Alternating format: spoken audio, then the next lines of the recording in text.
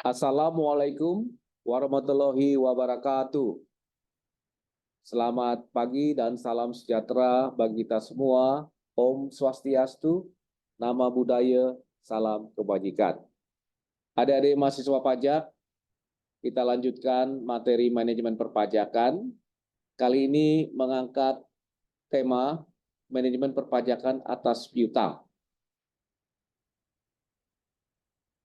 Adapun pokok pembahasan atau agenda pembahasan kita dalam kuliah ini, pertama kita akan membahas masalah definisi piutang. Ya, selanjutnya jenis-jenis piutang, kemudian klasifikasi piutang, perlakuan perpajakan atas piutang, dan bagaimana pencatatan atau perlakuan pajak atas piutang yang nyata-nyata tidak dapat ditagih, kemudian pembentukan cadangan piutang tak tertagih, dan terakhir tentunya kita membahas masalah permasalahan pajak terkait dengan piutang. Slide berikutnya, kita akan membahas mengenai definisi piutang supaya kita memahami apa materi yang akan kita bahas selanjutnya. Di sini ada beberapa referensi terkait mengenai pengertian batasan definisi piutang. KESO tahun 2018 mengartikan piutang sebagai receivables are claim held against customers and others for money, goods, and services.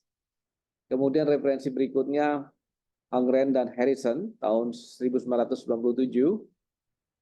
Receivables are an asset that arises because a company sells goods or provides services to customers and receive a promise that the customer will give a certain amount of money to the company at the same time in the future.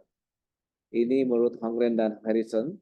Kemudian referensi ketiga menurut PSAK 55, piutang adalah sebagai suatu tuntutan atau tagihan atas sejumlah uang atau atas penerimaan pembayaran yang dimiliki oleh seseorang atau badan kepada orang atau badan lain. Sebagian besar piutang timbul dari penyerahan barang dan jasa secara kredit kepada pelanggan. Dari beberapa referensi tadi, kita dapat menyimpulkan bahwa piutang menunjukkan adanya klaim seseorang atau perusahaan kepada orang atau perusahaan lain akibat kejadian di waktu sebelumnya dalam bentuk uang, barang, jasa, atau dalam bentuk aktiva non-kas lainnya yang dapat dilakukan penagihan pada tanggal jatuh temponya. Adapun karakteristik dari piutang, adanya nilai jatuh tempo, adanya tanggal jatuh tempo, dan kemungkinan juga adanya bunga yang berlaku. Baik, adik-adik mahasiswa, setelah kita membahas piutang, definisi piutang, kita lanjutkan ke slide berikutnya mengenai jenis-jenis piutang. Jenis-jenis piutang ada beberapa. Pertama adalah piutang dagang yang timbul dari aktivitas usaha. Ya. Kemudian piutang kepada pegawai, tagihan kepada pegawai. Yang berikutnya adalah piutang kepada pemegang saham, ya, shareholders. Kemudian piutang pajak, ya, dan terakhir adalah piutang lain-lain. Ya, ini adalah jenis-jenis piutang. Baik, selanjutnya kita ke slide berikutnya. Kita akan membahas, Bapak akan menjelaskan mengenai klasifikasi piutang atau tagihan. Ada dua ya, pertama trade receivable, piutang dagang, non-trade receivable, piutang selain piutang dagang. Trade receivable contohnya adalah piutang usaha, wesel tagih, dan lain-lain. Non-trade receivable contohnya adalah piutang pajak, piutang pemegang saham, piutang pegawai, dan lain-lain. Baik, selanjutnya kita ke slide berikutnya. Slide ini kita akan membahas mengenai perlakuan perpajakan atas piutang. Ya, kita akan membahas bagaimana perlakuan perpajakan atas piutang yang nyata-nyata tidak dapat ditagih. Yang kedua adalah bagaimana perlakuan perpajakan atas pembentukan dana cadangan. Piutang yang nyata-nyata tidak dapat ditagih, referensinya adalah di pasal 6 ayat 1 Undang-Undang nomor 7 tahun 2021 mengenai harmonisasi peraturan perpajakan. Di dalam ketentuan tersebut, dapat kita simpulkan bahwa piutang yang nyata-nyata tidak dapat tertagih itu merupakan deductible expenses. Deductible expenses artinya piutang yang nyata-nyata tidak dapat ditagih dapat dikurangkan terhadap penghasilan untuk menentukan penghasilan kena pajak. Yang berikutnya adalah pembentukan dana cadangan. Referensinya ada di pasal 9 ayat 1 huruf C Undang-Undang Harmonisasi Peraturan Perpajakan. Nah, khusus untuk pembentukan dana cadangan itu non-deductible expenses kecuali untuk jenis usaha tertentu. Nanti kita akan bahas jenis usaha tertentu apa saja. Yang dimaksud dengan non-deductible expenses adalah pembentukan dana cadangan tersebut tidak boleh dikurangkan terhadap penghasilan dalam menentukan penghasilan kena pajak, yang merupakan laba bersih sebelum pajak. Kecuali untuk jenis usaha tertentu yang nanti akan kita bahas selanjutnya. Baik, kita lanjutkan slide berikutnya. Piutang yang nyata-nyata tidak dapat ditagih. Piutang yang nyata-nyata tidak dapat ditagih dapat menjadi pengurang atau deductible expenses dalam menentukan penghasilan kena pajak dengan syarat kumulatif. Jadi ada syaratnya ya, agar piutang yang nyata-nyata tidak dapat ditagih itu boleh dibebankan. Pertama, telah dibebankan sebagai biaya dalam laba rugi komersial. Jadi sebelumnya sudah dibebankan sebagai deductible expenses atau beban untuk tujuan komersial. Yang kedua, wajib pajak harus menyerahkan daftar piutang yang tidak dapat ditagih kepada Direktorat Jenderal Pajak. Jadi penunggak-penunggaknya siapa saja itu? Ya, itu dibuat daftarnya dan itu dilampirkan dalam SPT PPh tahunan 1771 ya badan. Ya, untuk disampaikan kepada Direktorat Jenderal Pajak. Dan telah diserahkan perkara penagihannya kepada pengadilan negeri.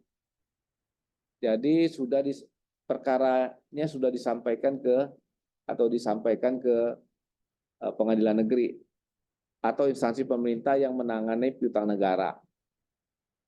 Atau adanya perjanjian tertulis mengenai penghapusan piutang, pembebasan utang antara kreditur dan debitur yang bersangkutan. Atau telah dipublikasikan dalam penerbitan umum atau khusus, atau adanya pengakuan dari debitur bahwa utangnya telah dihapuskan untuk jumlah utang tertentu. Jadi persyaratan yang ketiga ini pun harus dipenuhi. Jadi tagihan kita itu sudah kita serahkan penagihannya kepada pengadilan negeri, tadi saya ulangi lagi, atau instansi pemerintah yang menangani urusan piutang negara. Jadi atau juga adanya perjanjian tertulis antara kita sebagai kreditur dengan pihak debitur. Atau ada pengakuan dari debitur bahwa utangnya dihapuskan. Atau ya daftar para penunggak tadi ya itu sudah kita umumkan dalam penerbitan umum atau khusus misalnya ke dalam koran dan sebagainya. Jadi ini persyaratannya sifatnya kumulatif ya. Nah, kalau ini terpenuhi semuanya dari 3 poin tadi, maka piutang yang nyata-nyata tidak dapat ditagih ini dapat diperlakukan sebagai beban atau deductible expenses. Nah, ini referensinya adalah pasal 6 ayat 1 huruf H Undang-Undang Pajak Penghasilan. Baik, kita lanjutkan ke slide berikutnya. Pembentukan cadangan piutang tak tertagih. Pembentukan cadangan piutang tak tertagih tidak dapat menjadi pengurang dalam menentukan penghasilan kena pajak. Jadi dia ini prinsipnya non-deductible expenses. Ya, ketika kita melakukan pembentukan cadangan piutang tak tertagih, maka itu tidak dapat diperlakukan sebagai pengurang atas penghasilan kita dalam menentukan penghasilan kena pajak. Namun diberikan pengecualian eksepsional untuk jenis usaha tertentu. Artinya untuk jenis usaha tertentu tersebut, maka ketika kita melakukan pembentukan cadangan piutang tak tertagih, itu boleh dibebankan. Syaratnya hanya untuk jenis usaha tertentu. Nah, apa itu jenis usaha tertentu yang dimaksud? Nah, ini bisa kita lihat di pasal 9 ayat 1 Undang-Undang PPH, Jongto pasal 1 Peraturan Menteri Keuangan nomor 81 tahun 2009, sebagaimana diubah terakhir dengan Peraturan Menteri Keuangan nomor 219 tahun 2012. Nah, jenis usaha tertentu itu apa saja? Pertama adalah usaha bank dan badan usaha lain yang menyalurkan kredit, sewa guna usaha atau leasing dengan hak opsi, perusahaan pembiayaan konsumen, dan perusahaan anjak piutang. Yang pertama. Kemudian berikutnya adalah pembentukan cadangan untuk usaha asuransi. Ya. Kemudian yang berikutnya, yang ketiga adalah pembentukan cadangan penjaminan untuk lembaga penjaminan simpanan, yaitu cadangan penjaminan untuk lembaga yang berfungsi menjamin simpanan nasabah penyimpan dan turut aktif dalam memelihara stabilitas sistem perbankan sesuai dengan wewenangnya. Nah, dia boleh mencadangkan dan itu boleh dibebankan. Cadangan untuk biaya reklamasi, ya, usaha pertambangan, yaitu cadangan biaya untuk kegiatan yang bertujuan memperbagi atau menata kegunaan lahan yang terganggu sebagai akibat kegiatan usaha pertambangan agar dapat berfungsi dan berdaya guna sesuai peruntukannya. Selanjutnya adalah cadangan biaya penanaman kembali untuk usaha kehutanan, ya, rehabilitasi, ya, yaitu cadangan biaya penanaman kembali bagi perusahaan yang diwajibkan untuk melakukan penanaman kembali atas hutan yang telah dieksploitasi untuk usaha yang terkait dengan sistem pengurusan yang bersangkut paut dengan hutan, kawasan hutan, dan hasil hutan yang diselenggarakan secara terpadu. Dan yang terakhir adalah cadangan biaya penutupan dan pemeliharaan tempat pembuangan limbah industri untuk usaha pengolahan limbah industri, yaitu cadangan biaya penutupan dan pemeliharaan bagi perusahaan yang mengolah limbah industri yang mencakup kegiatan penyimpanan, pengumpulan, pengangkutan, pemanfaatan, pengolahan limbah industri, dan penimbunan hasil pengolahan. Jadi ini adalah jenis-jenis usaha tertentu yang boleh membebankan pembentukan cadangan piutang tak tertagih. Jadi kalau mereka itu boleh, tapi prinsipnya tidak boleh, khusus untuk jenis usaha tertentu yang dibolehkan. Baik adik-adik mahasiswa, kita lanjutkan ke slide berikutnya. Slide ini kita membahas permasalahan terkait dengan piutang.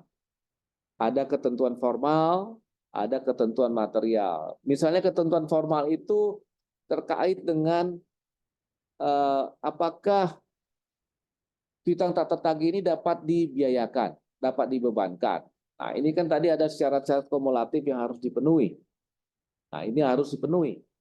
Dia harus memenuhi ketentuan formal dulu, baru dia boleh membebankan sebagai pengurang atas penghasilan kena pajak.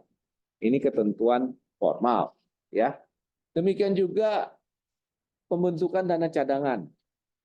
Pembentukan dana cadangan piutang tak tertagih. Ini prinsipnya nggak boleh dibebankan, tetapi untuk usaha tertentu boleh. Apa itu? Ya perbankan misalnya. Ya, jadi perbankan ini secara formal boleh membebankan biaya sehubungan dengan pembentukan cadangan piutang tak tertagih. Nah, ketentuan material ini misalnya terkait dengan besaran dari biaya piutang tak tertagih yang boleh dibebankan. Ya, itu contohnya, ya. Kemudian bagaimana besaran dari pembentukan dana cadangan untuk perbankan. Ya, itu juga ketentuan materialnya harus diperhatikan. Ya. Jadi adik-adik mahasiswa, permasalahan perpajakan ini yang timbul terkait dengan manajemen pajak atas piutang ini terkait masalah ketentuan formal maupun ketentuan material. Substansinya itu bagaimana? Ya. Jadi ini yang perlu kita perhatikan. Lanjut ke slide berikutnya. Nah, ini adalah ketentuan apa saja yang terkait dengan manajemen pajak, ya khususnya dengan piutang misalnya. Ya tentunya selain undang-undang pajak dan aturan pelaksanaannya, juga harus diperhatikan masalah PSAK, ketentuan pasar modal, PPATK, masalah pencucian uang dan sebagainya, undang-undang perseroan terbatas, kalau ini wajib pajaknya berbentuk entitas hukum, perseroan terbatas misalnya. Kalau itu BUMN, maka ketentuan mengenai Kementerian BUMN atau undang-undang yang terkait masalah BUMN itu juga harus diperhatikan. Dan lain-lainnya yang terkait dengan bisnis proses dari wajib pajak yang melakukan manajemen pajak tersebut. Ya. Jadi ini harus diperhatikan. Misalnya di wajib pajaknya adalah wajib pajak perbankan, maka juga harus diperhatikan undang-undang perbankan yang mengatur bisnis proses dari wajib pajak yang bersangkutan. Jadi ini ketentuan terkait dengan manajemen pajak. Baik adik-adik mahasiswa, dengan berakhirnya paparan Bapak mengenai slide ini, maka Bapak akan mengakhiri penyampaian materi kuliah manajemen perpajakan atas piutang. Namun sebelum Bapak akhiri, saya sekali lagi mengundang kalian untuk mengunjungi YouTube channel Bapak, Profesor John Hutagao, untuk mendapatkan materi pada hari ini, maupun materi-materi perpajakan yang kalian butuhkan terkait untuk menambah, meningkatkan pengetahuan kalian di bidang perpajakan dan juga mungkin terkait dengan perkuliahan di bidang perpajakan. Sekali lagi saya ucapkan terima kasih kepada kalian semua. Demikian kuliah kita pada hari ini Bapak cukupkan. Semangat adik-adik mahasiswa, kita ketemu pada materi berikutnya terkait dengan manajemen perpajakan. Assalamualaikum warahmatullahi wabarakatuh. Om Santi Santi Santi Om.